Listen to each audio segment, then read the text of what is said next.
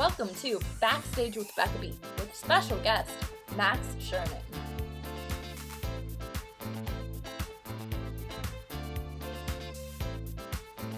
Hi everyone, and welcome to this episode of Backstage with Becca. On this episode, this University of Cincinnati graduate made his Broadway debut, and Steve Martin's bright star as Max has been in New York City Center and Broadway's revival of Sunday in the Park with George, and is currently in the revival of Parade on Broadway, where he plays Mr. Turner, is a standby for Leo Frank, and an understudy for Hugh Dorsey. Please welcome Max Chernin. Thank you for joining me, first of all, and how are you? How have you been? I'm good. Yeah, pretty good. We finally hit spring. Yes. We just got through like a crazy pollen season here in New York. I don't know where you're zooming in from. I'm from Dallas, but I'm currently in Burbank, California. So we don't have as much pollen here in California, but in Dallas, Texas, yeah, it falls on my trampoline outside, and I am allergic.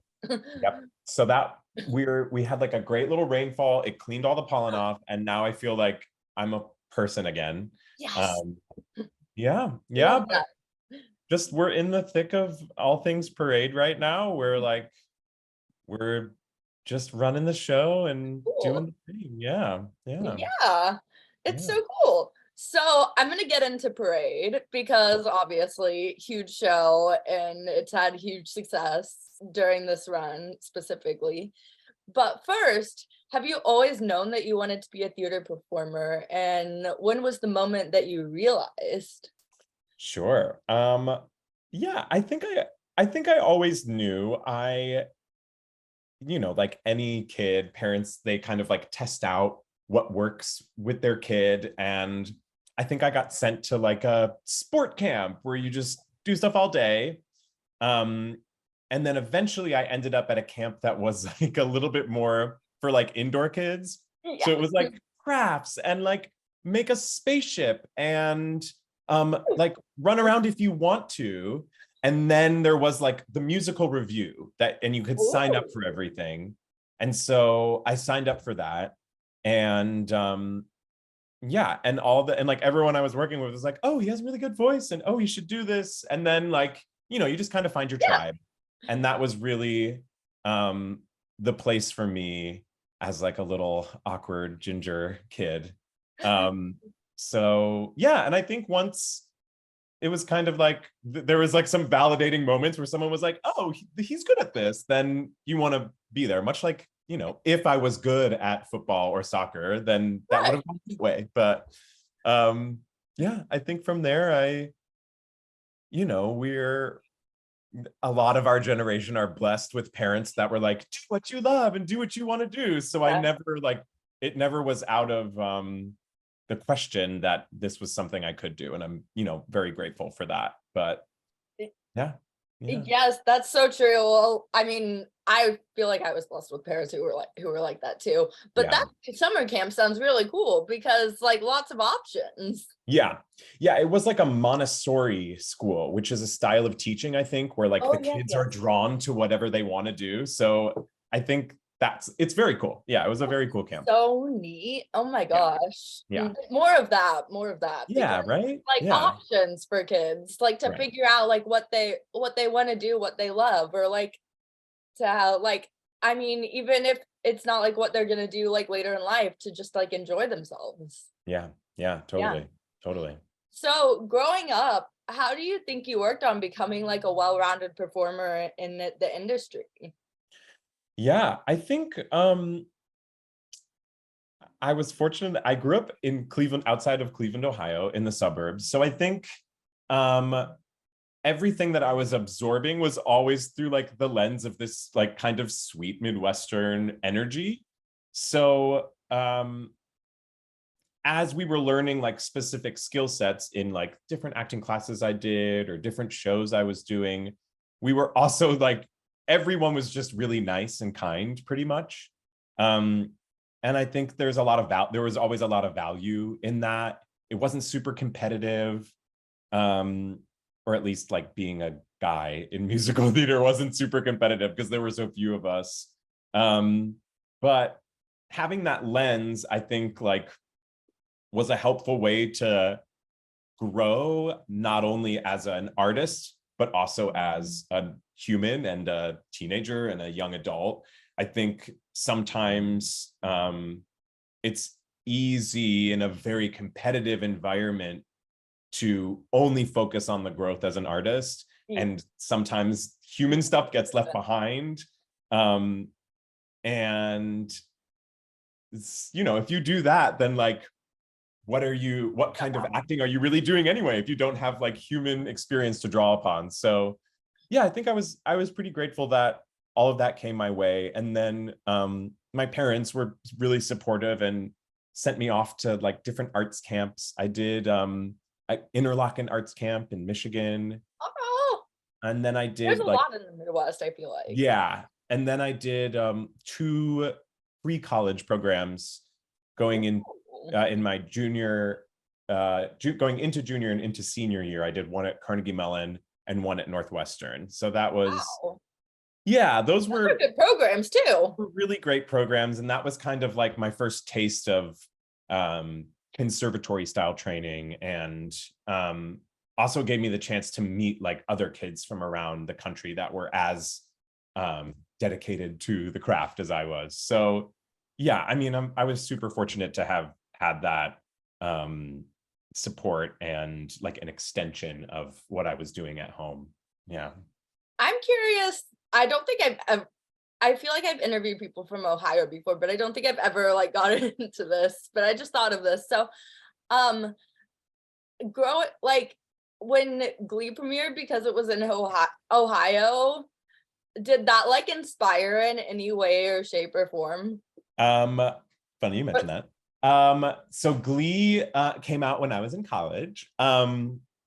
So yeah, I mean, Glee is very much like a romanticized Hollywood version of what actually happens in Ohio, which is like this insane show choir culture that I wasn't actually a part of, but I have some friends who were. And it is like, I mean, it is like the dance moms of like musical theater world, and like honestly would make a really good reality show. So it's definitely like the scripted drama pulled from that. And yeah, pretty good a job representing Ohio. I feel like it probably was just like, they were like, what Midwestern state should we set it in? And they're like, Ohio. And then they're like, what's a strange town? And I think it's like Lima, Ohio that they set it in. So, but I have an interesting relationship with Glee. There was this competition that happened where people sent in audition tapes to get an audition for Glee via, are you ready for this? MySpace. MySpace.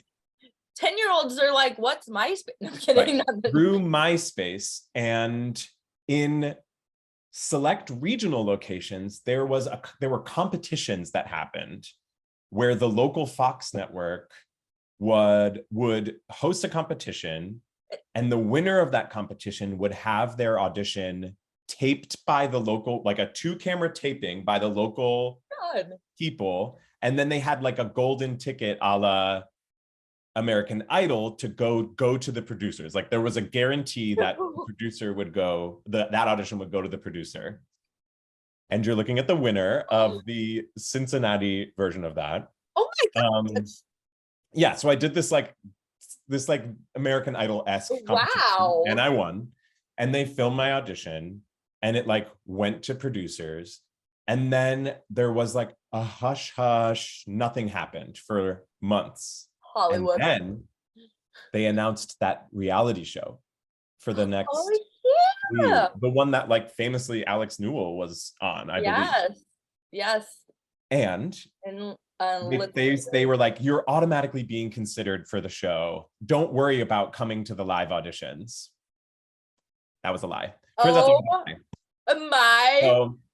lied. So that's my like 6 degrees away from Glee, potentially.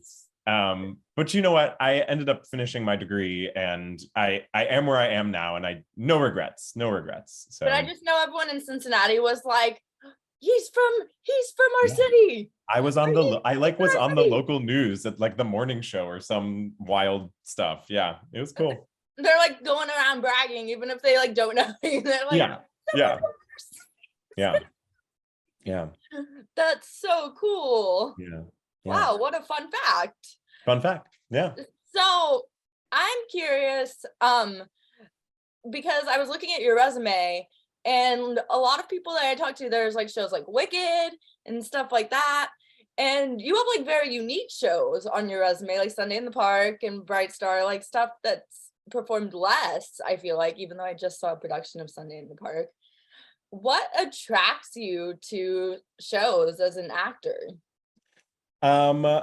Oh, I wish it was more my what attracts me, but I think it's more what projects actually would work with me because I think I don't.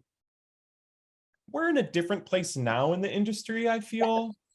But when I graduated college and moved to the city in 2012, like there were very narrow views about who could be Fiyero and who could be a leading man in New York. And so yeah, I think it just like took like the right kind of world, the right kind of show that matched with my energy and my skill set. And Bright Star was the first thing that came along, and that was an incredible experience to do something original. And I think that's kind of where we're like, something like Wicked is running for so long. They have a very like, we know what this is, but when you're Yes. making something from the ground up, the possibilities are endless. So that was cool for me to get a chance to, Get to be part of the changes and yeah. everything. Well, and super cool because now there's a character in Bright Star that's Max and Yes. people play it. So, and it's named after me. So, Oh my gosh. um, so those are really cool. And then things like um, Sunday was done in the same way that Parade actually was. It was the benefit for City Center that then transferred. And that was like, I think I had done a small reading with the music director of that, who reached out to me to see, who knew my voice and put me Gosh. there. So I What an think I've had a very interesting like journey to get to the big gigs that I've been a part of. But every time I've been there, it's been awesome. It's been awesome to feel like that my skills I'm bringing something to the table of my own, as opposed to kind of filling a like very specific archetype in our industry. Yeah. well, and creating roles named Yeah. after you. So hey, Yeah. that's Yeah. really, really cool. It's pretty So cool. Yeah. speaking of that, what was your audition for Bright Star like, or how did you get involved? And when Sure. did they name the character? When did they decide to name the character? Yeah. Yeah. So, okay. So my audition for Bright Star was like one of the most chaotic days in the city. I was doing it. It always happens all at once. Like everything always Yeah. happens all at once and you never expect it. So I was working on a show called Brooklynite, which is a superhero show this was like my first big thing. And I was working with Michael Mayer, the director. Oh, And when you're workshopping something during the day, there's very limited time. So leaving to go audition somewhere is kind of like, everyone's like, do you really have to go? Like, we really need you here. And I was like, I think I have to go to this one. It's a big out of town tryout for a show. But I was so nervous that I was going to get fired from the reading that I was absolutely just like panic, frantic. I was the first appointment at 10 a.m. To be honest with you, I don't remember like reading all the information in the email. I was just like, it's the show Bright Star. I need to sing a country song. And I got there and everyone was running late. And the casting director said, oh, we're just waiting for Steve. We're waiting for Steve. And I was like, Steve who? Whatever. Steve Steve. Martin. Steve Martin Yeah. walks into the room. And that's the Steve Martin, him. And so, and you're like, oh my God. yeah. And so I go into this room and I was prepared to audition to understudy the comedic role that Jeff Blumenkrantz ended up playing. And the whole scene was that somebody didn't have time to listen to someone else and they had to leave the room, and they were just trying to get them out of the room. So this was just a great moment of art imitates life. And I was like, I need to go back to this rehearsal and I'm just going to play it like that. And so I ended up playing that scene like that. And then I happened to have a song in my book from a show that I did on a boat docked in the Ohio River, about Jesus. Oh my God. It's called The Cotton Patch Gospel. That sounds perfect. I don't know that song, but that sounds perfect. It turns out that they're like ended up being very similar. So I sang my Jesus song and I was rushed at my scene and I left and I went back to rehearsal and I was like, I don't know if I'm going to get that. And then I got it. So, oh my gosh.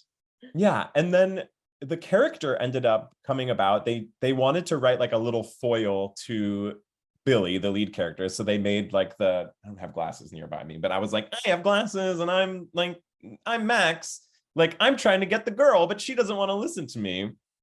So when we did a reading, I think in between that year of San Diego, the Globe at San Diego and DC, we did a little reading and they were gonna, my name was in the script as the person who was going to say the line, just like for that day. I don't think they had decided what the character was.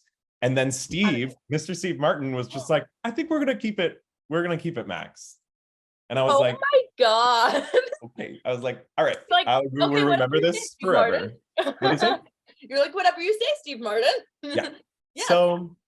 Yeah. So Max was after that, Max was Max. And oh my gosh. Yeah, it's really sweet. I'll get little messages from time to time that's like, I'm doing Bright Star at my high school and I'm playing Max. So that is so cool. Yeah. So I feel like I have to ask, since Bright Star is kind of country vibes, I feel like there's not many shows that have like the country vibes in it. I mean, Shucks now has that. But besides that, there's not a ton. There's not a ton in the canon. I think there's like Big River. And there's a few, but it's interesting. It's like a very they're not dissimilar, the styles, because there's a lot of just really good storytelling that kind of comes out of like country bluegrass world. And there's no right or wrong, I feel like. And I think like the emotional kind of drive behind that genre and style really serves characters. Which I did see Shucked, and it very much does that. Yeah. It's very that's on my list next time I'm in New York. It's really good. It's really, really good. I've heard literally nothing but good things. Yeah. So what is your favorite country song and why? Oh my gosh. My favorite country song.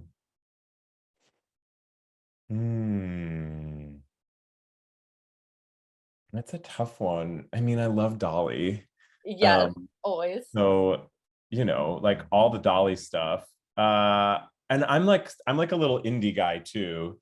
Yes. All for indie. What's that? Okay, there's this song. It's like kind of a deep cut. It's called Look at Miss Ohio by Jillian Welch.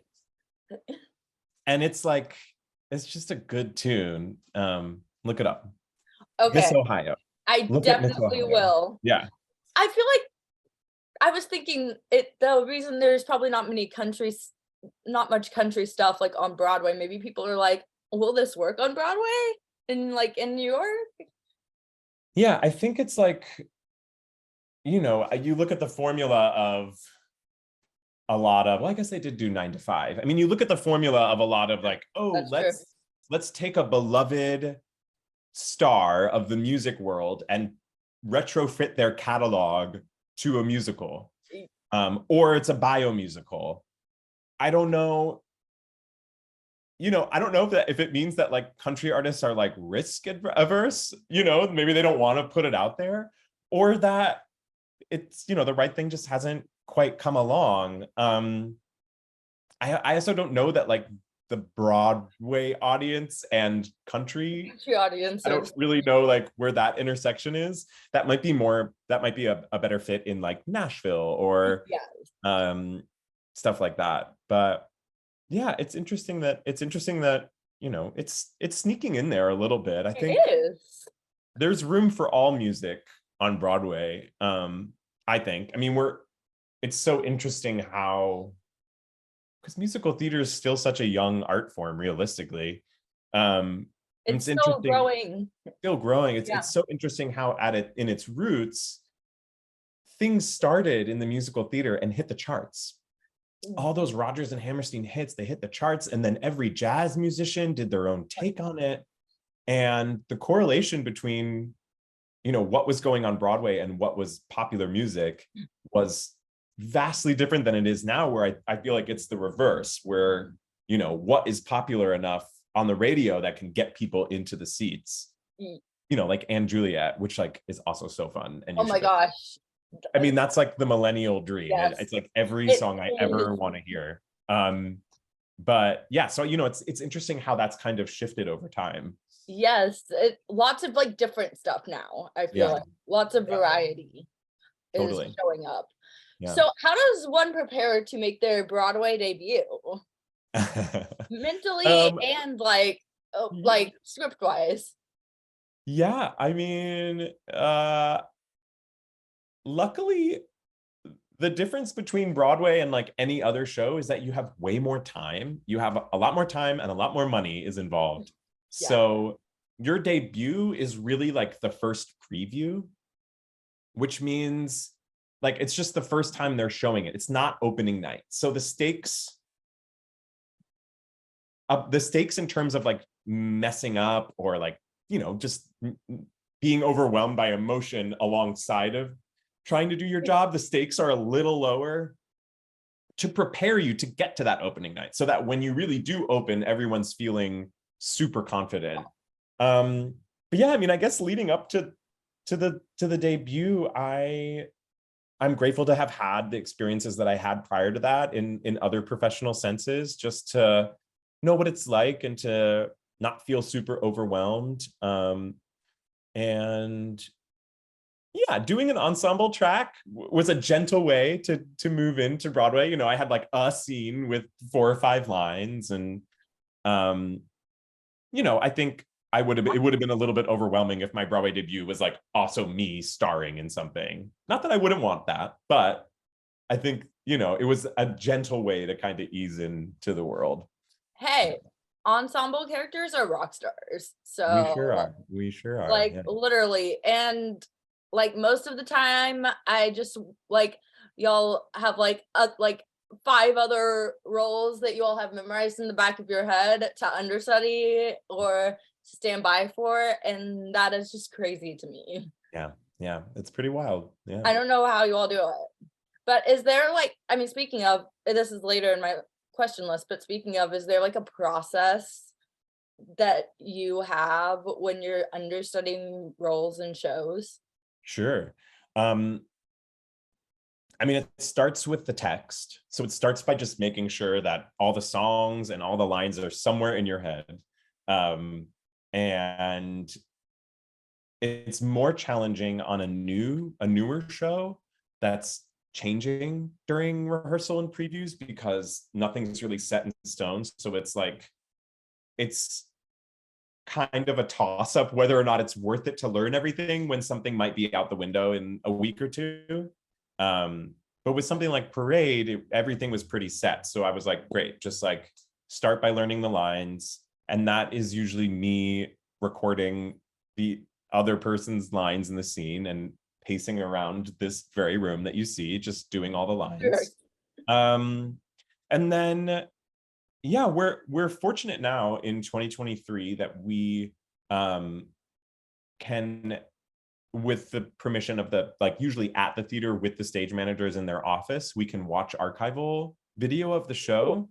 So if I'm on stage, like I may not be like 100% aware of what the blocking is somewhere else. So we can hang out there and study. And then we have like proper rehearsal period, which is fast and furious. We have It's usually 2 days a week for like 4 hours, and we step through the show and do the thing. And like with Parade, a lot of us cover two different parts. So we went through our first understudy thing in about a month, and at the end of the month we have what's called a put-in, which is like as much elements as they can add to the process: costumes, lights, a little bit of music.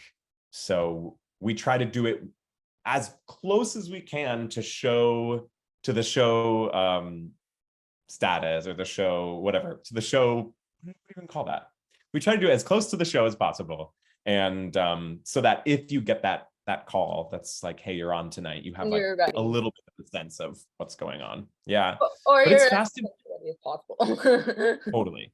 But it is fast and furious, and it takes a lot of dedication and a lot of work on your own part to kind of just make sure that you're really ready to go. Yeah. I mean, I can imagine. And I feel like in 2023, a lot of people are like coming to see the understudies and standby specifically in shows. Yeah. So because I mean, it's never the same show when there is an understudy or a standby on. Yeah. So going about that, like, how do you make roles that you're understudying or that you're a standby for your own? Yeah, I think it really starts with checking in with the creative team and the stage manager. And so like the associate director and the dance captain and the stage manager all kind of help you craft your understudy performance. It's really, I think it starts with a bigger picture question at the top, which is like, hey, how much freedom is there? What's the what is the lens on this character or this show? And once you kind of all establish that and you're all speaking the kind of similar, oh, here we are, Brooklyn ambulances. Once you establish that kind of language with each other, then you get a sense of how much freedom there is to play.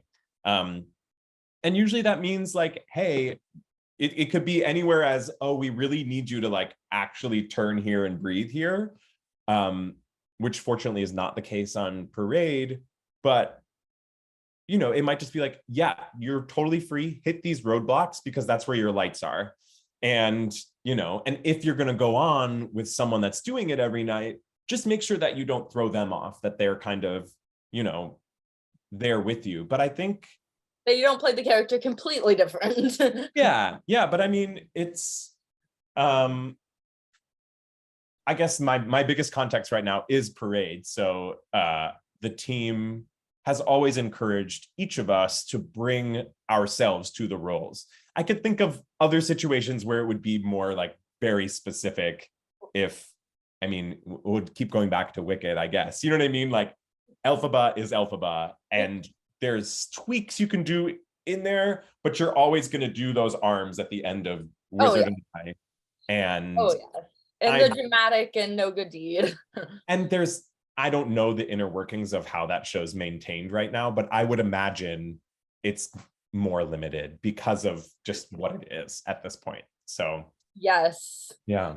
So I'm going to get back into Parade shortly, but I want to ask about, because I just recently saw my first ever live production of Sunday in the Park, and the pacing in that show is so, I mean, it seems very difficult. Yeah. So how do you learn the pacing in a show like that? Sure. I mean, listening, just like really listening and really absorbing the rhythm of what your fellow castmates are doing around you. I think I was in the Broadway revival, I was understudying Clay, a bunch of people, but like mostly Claiborne Elder in the speaking soldier role. I was the mute soldier. And Love then I was that. So you have to have like facial expressions galore worked out. Sure did. And then I was the second cover for George, for Jake, which was very cool as well. Oh my god. Yeah, so I mean, just absorbing like being mute and silent on stage was a great way for me to observe and absorb energy and pacing. And it was interesting with when Annalie Ashford was doing Dot, like she is incredible, first of all. Yes.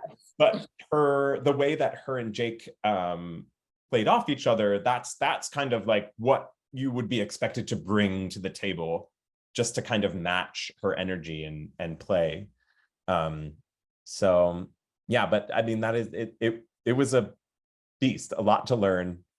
I think I don't even have it right here, but like my binder, I had like color coded and all these things. Lots of color coding. Yeah. I can imagine. So when you like get like the news of casting in a show like that, because I mean Jake Gyllenhaal, and you're like seeing all these like mainstream actors in a show that you're in, well, what's the first thought that crosses your mind? Because I mean, Jake Gyllenhaal's in a lot of stuff. He sure is. You don't really know until you get there. I think each actor is unique in their own way, but Jake loves theater and is like such a team player and was so excited to dive into this. And he did a lot of the work ahead of time. Like he really was working on all the music and he was really ready to go. And I think that sets the tone right off the bat. I mean, you kind of have to like read the temperature of the room. And when someone is, not only like super famous, but also leading the show, they set the tone for everyone. So I think you learn very quickly what the experience is going to be like. And so very quickly, we all learned that like he was lovely and it was going to be a lovely, lovely experience. And yeah, I still sometimes go to his production company's holiday party, where if he sees any of the cast members from Sunday, he's like, we're going to sing Christmas carols now because you're a singer. So he makes us all come sing. Oh my gosh, I love that. Oh, yeah. That's so cool. Yeah, it's interesting. I mean, I've had a great experience working with Jake. But I think folks that work on film, when they get the opportunity to do something on stage, like it's either something they've always dreamed of, or it's something they love, or it's something that started their career. So I think they're just as excited as we all are to jump in.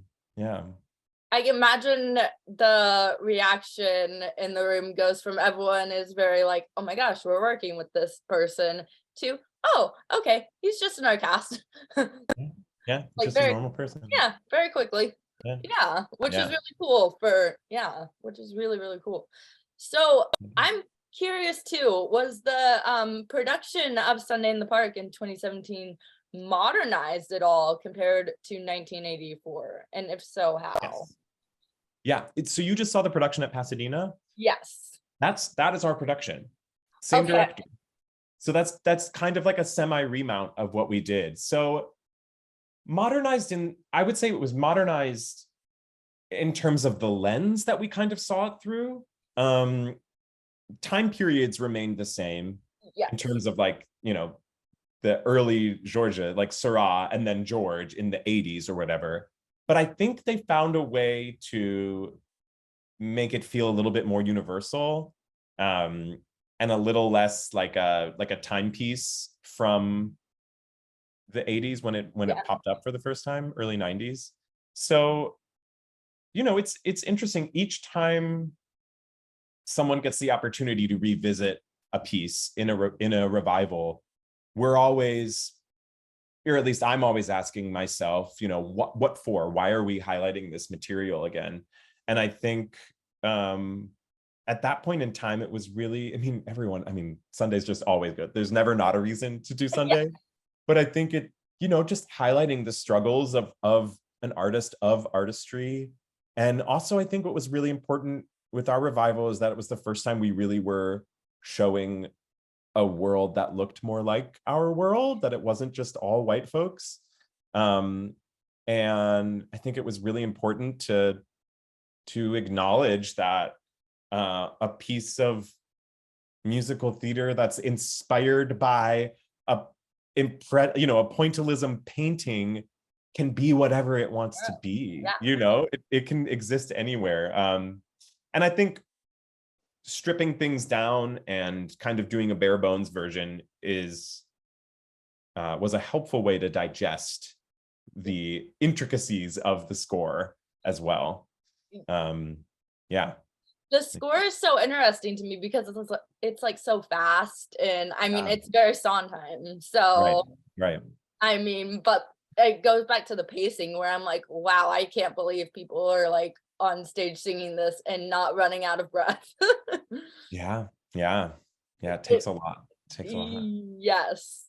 Yeah. So currently you're in Parade, getting back into Parade, and that show started at New York City Center. Mhm.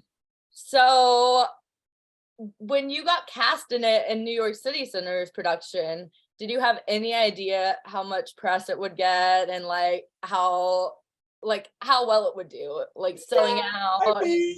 I mean, kind of. It's like, honestly, because I had done Sunday and because Into the Woods just had its moment, there's kind of that like underbelly of like, They know what they're doing. it's basically like a Broadway tryout, it's like, Yeah.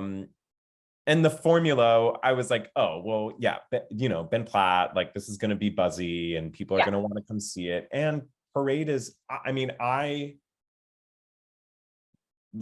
is so beloved by me. And I was like, oh, I wonder what it's going to be like. And turns out like the entire theater community loves it just as much as, the cast does as well. So it really was like, I was like, oh, it had like the bubblings of the beginnings of something bigger. When that would be, whatever that would be, was kind of unclear, but it definitely felt like serious work from the beginning. Yeah. I just remember when tickets went on sale for the New York City Center production, because I follow a lot of Broadway people on like Twitter and Instagram and stuff. People were like, did you all get tickets? Like scrambling to try and get tickets to certain dates. And they're like, does anyone need a ticket? Like, does anyone have an extra ticket? Because I think tickets went very fast.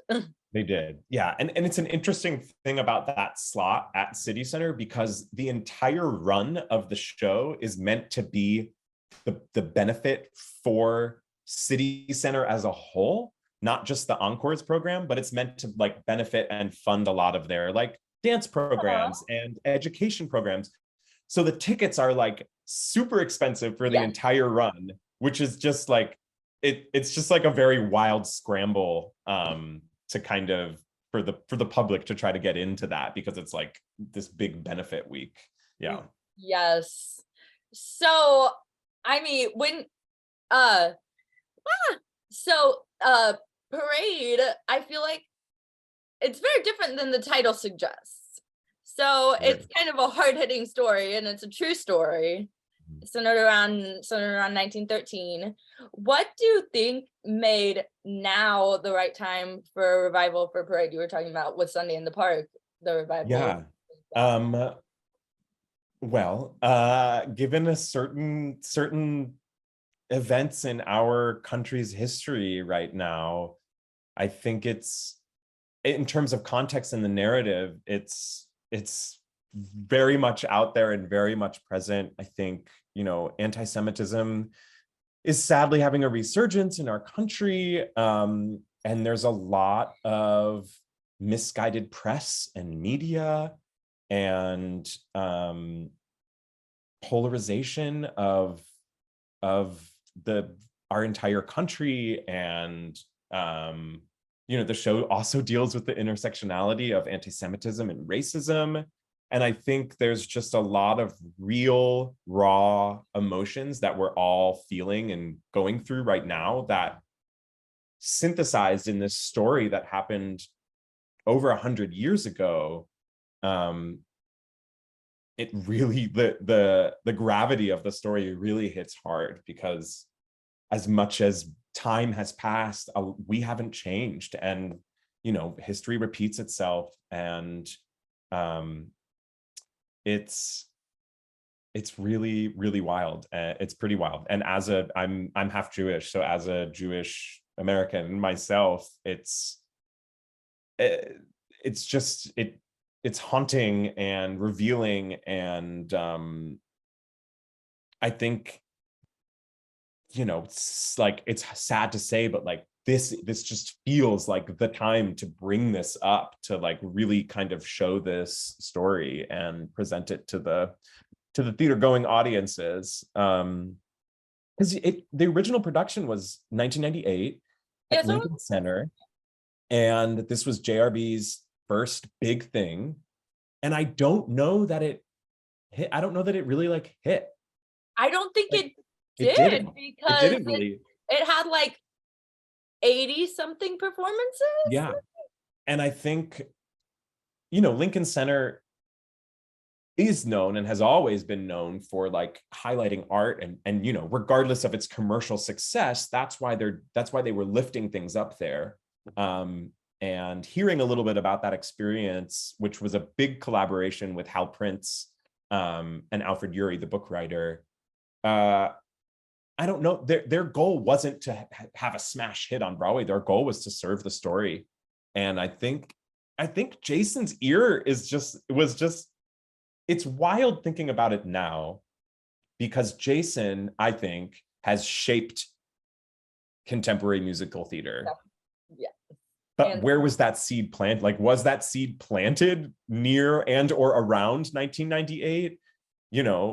With all those other composers popping up, and was the theater going audience ready to receive that? What did that sound like sonically to them? It's like, because now it's like, these are bops, these are musical theater bops, and it feels, I don't know, you can't really walk away from the show and be like, and have, at least I don't think you can't walk away from the show and be like, that's score was like meh, because the score slaps. It's like, yeah, it's really good.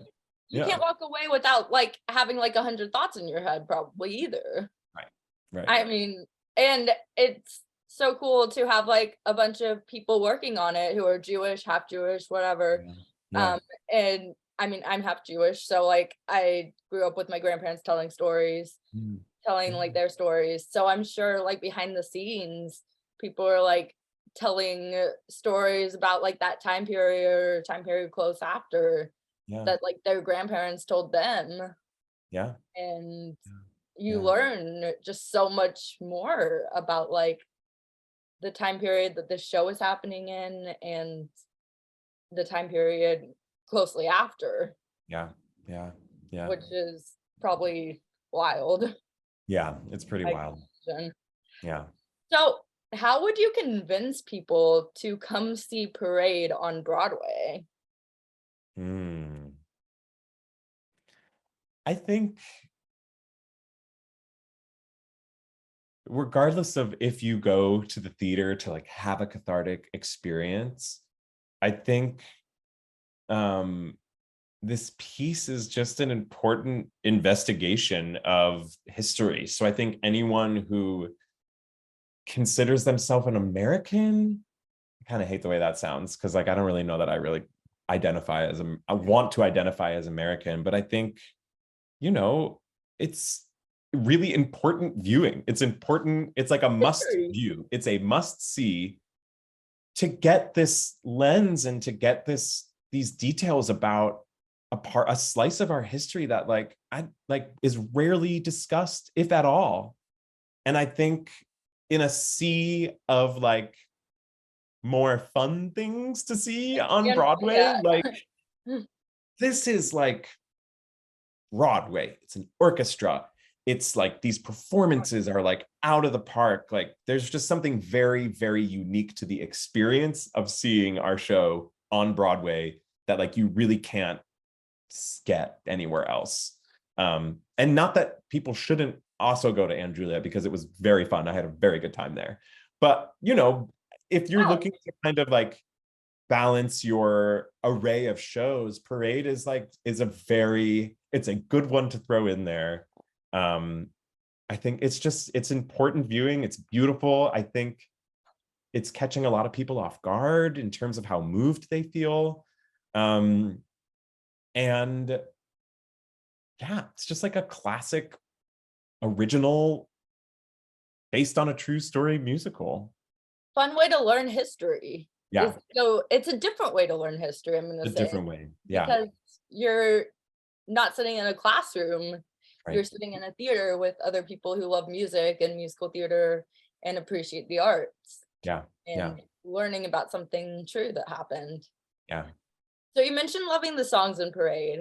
Mhm. What is your favorite song in Parade and why? Well, Like all of them. I mean, all of them.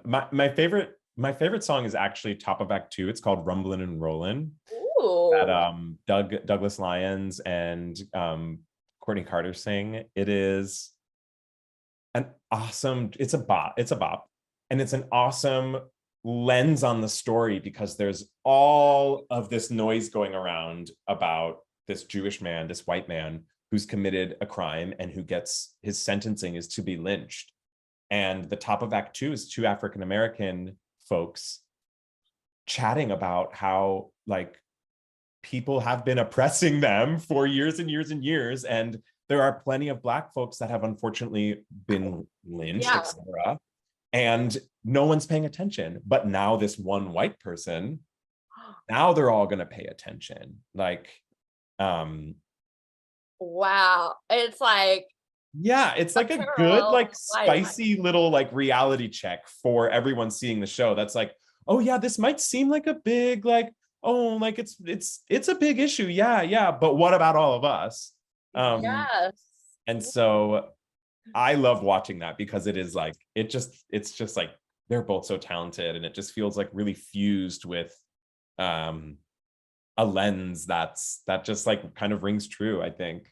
I love that. But and then I also love like This Is Not Over Yet. Who doesn't? It's a I, I would love to be able to see the like audience's reaction during that song. yeah, yeah. Talk back to like it would be very interesting to see like how everyone reacts and Yeah, like it's the also thought. it's the first time you hear those two characters like really speak at all. Oh my It's gosh. like, yeah, it's like, oh yeah, go, go, go. Wow. Yeah. So, I mean, we talked about understudying and being and standby earlier. So, you are a standby for Leo and an understudy for Hugh in the show. Mhm. So, first of all, what's the difference between being a standby and an understudy for the in the show? Sure. In this show, it's just kind of a designation because Leo is the lead role. That's just how we're calling it. And then it's essentially the same thing. It's a more, I don't know, a lovely way to kind of put it out there. But yeah, so both are pretty much same job. We're both doing understudying. A traditional standby is someone that's not in the performing company every night. Everybody like mid Um, show. yes. So yeah, so I'm doing both of them. I'm going on for Leo in a few weeks. Do Ben, you have a date? Are you allowed to say? I do. I'm going on May 19th and 20th, all three shows. Hey, so Um, exciting. very exciting. It's really special. This will be my principal debut on Broadway. Oh my Um, gosh. yeah, yeah. I've Well, never that done is that. huge. Yeah. You should So celebrate for that with yeah, yeah. yeah. I'm really excited. It's really lovely. There's all the support is there in the building, and yeah, my entire family's flying in from Ohio, so that's a thing in itself. And when I first was thinking about it, I was like, this is gonna feel crazy, and then I was like, wait, this is how I started doing theater. Like every middle school show, you rehearse for 3 months and then you have one weekend and everyone you know is there. I was like, I've done this before. this Yeah. is this is the same. You just have So to tell them they can't bring like posters and stuff into the correct, theater with correct. like your name on it like they do in like middle school. Yeah. Yeah, And they're yeah, like, wait, why? yeah. Like because there's So people behind. right. So yeah, it's really exciting, and Ben is a sweetheart, and he's been super sweet and supportive, and um he's going I think I can say he's going to Beanie Feldstein's wedding, his Ah, bestie. So yes. Makes so sense. this was worked in Not her friend, though. when he signed on to do the show. He was like, I have to go to my bestie's wedding. So Ah, so you yeah, got to like know about these dates probably I've known like for yeah, so you've known for a yeah, bit. So you've been like, okay, it's coming. yeah, around. yeah. So Yes. Oh my gosh, that's so cool. So as a standby for Leo, do you also have to be like prepared during the show yeah, to like potentially, yeah, Ben he's incredible, and knock on wood, nothing I think yeah, would ever happen. There's another standby who is off stage, so depending on like where we are in the show, what might happen, they might end up putting Ryan on, and because it would be a lot to like for me to be on stage and someone be like, hey, like step off. And you. yeah, but we did have someone go on. We had a swing go on mid-show the other week, which was like so thrilling. That is amazing. One of the factory girls got nauseous, and so they called our swing, who was put on her stuff, put on a wig. There was like a mountain of people around her, and then she just went on stage, and Takes a village. it was really thrilling, and that was her Broadway debut. So Oh my yeah, God. What an yeah, exciting like thing to talk about when you're like, totally. this is how I made my Broadway Yep, debut. yep, yep. Yes. And then A story. she got to do the whole show again that night, so she got to have like the whole experience, and she could call her friends and they could all And come. like So that yeah, was I cool. can't call your friends mid-show. No, no, no, no. Yeah, that would be yeah. So I before I move on, what is something about working as an understudy or a standby that audiences might not know? Because I'm like a understudy standbys, swings, and VPs of these shows. Yeah, I mean, they might not know that like we spend the most time in the building. We are always there. When we don't have a show, we're rehearsing, we're on the stage with work lights. I think I think what people don't know is that like it's not easy. It's not easy work. It's very time consuming, and uh it can sometimes be distracting too. Like I have to focus on I sometimes have to be like, Max, just do your show every night, because I'm watching Ben and Paul Nolan, and and I'm like, if during the day at rehearsal I have a question about something, I like all I want to do is like try to like watch. Like, oh, they do it in 30 seconds. Okay. But like I also have to be here because I need to like move a bench. So it really is like Double it's a tasking. balancing act. Yeah. And I think I don't know. I think it's also just very exciting. It's like the I think the group of us that are understudying and swinging, like we've just become closer because we spend more time with each other. And but yeah, I do think the lens on seeing an understudy instead of a lead in 2023 is a lot more positive, and post pandemic too. I think it's kind of just like, if a third of the cast is out with COVID, then you're seeing You're the seeing a different show. You're seeing a seeing a special different show. show. Yeah. Yeah. I So, the way you were describing like understudies and standbys and I was like it's kind of like a Marvel superhero, double yeah, tasking yeah, during rehearsal and during the show and like being yeah, prepared for anything, yeah, which is so yeah. cool. It's very cool. It's I could say that now that like just this past Friday I finally completed Dorsey, the second role. So I finally stepped through it all. So like I can say that now, but if we were chatting last week, I'd be like, yeah, it's still a lot. Like I'm still trying to You're like, figure it all "Oh, out. But I'm fast." yeah, but now Yes, I have I have like a journal for Leo and a journal for Dorsey. And like if I got the call, I would just be like, here's what I need to review and let's go. yes. So Before I get to my last question, or like one of my last questions, so going like staying on the revival track, if you could revive any Broadway show in 2023, what would it be and why? ooh, oh my gosh. I could revive any Broadway show. Well, it sucks because they're all happening. Like Merrily and Sweeney are all happening. Right. All these Those revivals. are like those are loves of mine. I love William Finn. Ooh. So I would probably revive like A New Brain or 25th Annual Spelling Bee. One of Yeah. those. I think those would be super fun to bring back.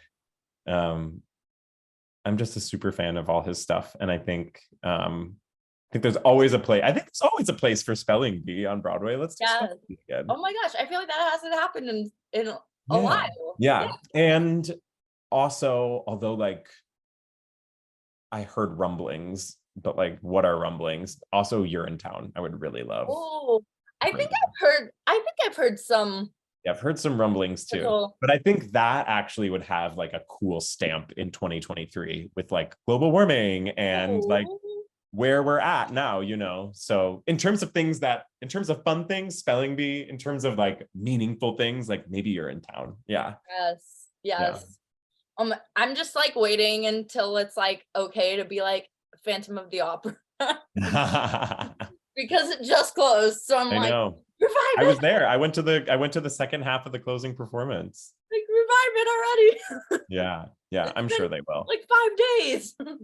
I'm sure it's gonna happen again, I'm sure. I just need it to tour, honestly. I'm sure it will. Yeah. Yeah. So, what advice would you give to young performers who like want to make it to Broadway and like want to be professionals in the theater industry? Sure. I think it's important that while people are training or working towards that goal, that they know that there are many different applications for skills that you can use towards Broadway. That having a laser focus on one specific thing, doing a musical on Broadway, might not be super generative in terms of opportunities and work, and that the same skills that you're learning for a Broadway show, acting in a Broadway show, can be fine-tuned for working on camera, working in a commercial, working in a straight play. And same goes for any dance skills that can go for doing backup for Beyonce or dancing in a commercial or that kind of generative work. And with singing too, like there's such a big world outside of musical theater. Like we were talking about country music and all this pop music. And I think it's really easy to get really focused on one specific outcome for a young performer, which is Broadway or musicals. And I think I would impart on folks to broaden their lens and think more wide. Think more wide. That's a sentence. Think widely in terms of how we can keep performing and learning and growing. Yeah. Yes. Don't limit yourself to just like one Exactly. thing. Yeah. Exactly. It's Yeah. like when like these when these shows are, as people like call them, like stunt casted, it's like, well, these people are going back to their roots, or they're doing something that they've, like as you were saying, that they've always wanted to do. They're going to perform on stage. They've maybe always wanted to do this. Yeah. So Yeah, totally. they're not limiting themselves. Yeah. So where can people follow you on social media to keep up with what you're doing and like see when you're on? I'm on the Instagram at Max Cherns is me. And I think I have a little post about when I'm on for Leo, and I'll continue to post other stuff. But yeah, I try to do the gram as much as I can. I imagine it's hard with 8 shows a week to like keep up with something like social media. I mean, it's hard to like do like self-promotion when all I do is like look at dog memes. Right. You know what I mean? I'm just like, oh, I should maybe post that I'm going on for Leo, when I'm just like, that meme is funny, and I just send it to my boyfriend, Exactly. Yeah. When Yeah. you're just like looking at pictures of animals online. Yep. Yeah. Yes. So finding balance. Yeah. Yes.